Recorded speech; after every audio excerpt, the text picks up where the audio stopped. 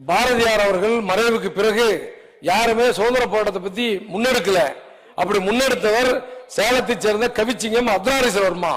3 ஆண்டுகளாக தொடர்ந்து இந்த மாமன்றத்திலே அவருக்கு சேலத்தில் சிலை வைக்க வேண்டும், 5 ரோடில் சிலை வைக்க வேண்டும் என்று தொடர்ந்து கேட்டு வருகிறேன். இந்த முறை இதை நம்முடைய தமிழ் வளர்ச்சித்துறையுடைய அறிவிப்புல 9 பேருக்கு சிலை வைப்பதாக அறிவிக்கப்பட்டிருக்கிறது. நான் அவரோடு எதிர்பார்த்தேன். அமைச்சரை போய் மன்றாடி கேட்டேன், கெஞ்சி கேட்டேன். முதலமைச்சர் முதலமைச்சர் இடத்துல மனு கொடுத்திருக்கிறோம்.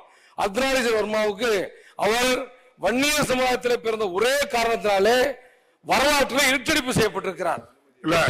பேசியது அவை குறிப்பிலிருந்து நீக்கப்படுது. கேள்வி நேரத்தில் குற்றச்சாட்டு வைக்க கூடாது.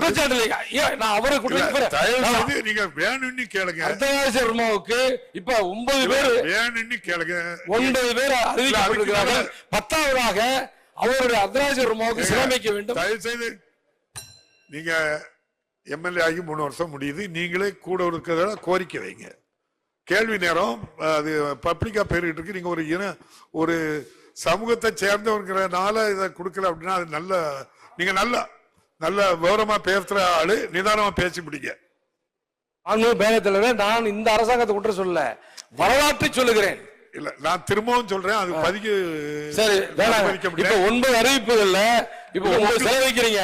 10வது சிலையாக கவிச்சிங்கம் சேலம் அர்த்தநாரீஸ்வரவர்மாவுக்கும் சிலை அமைக்க வேண்டும் என்று அன்போடு கேட்டு தயவு செய்து வைப்பார்களா என்று அமைச்சர் பாதகம் செய்பவரை கண்டால் நாம் பயங்கொள்ளலாகாது பாப்பா, மோதி மிதித்து விடு பாப்பா, அவர் முகத்தில் உமிழ்ந்து விடு பாப்பா.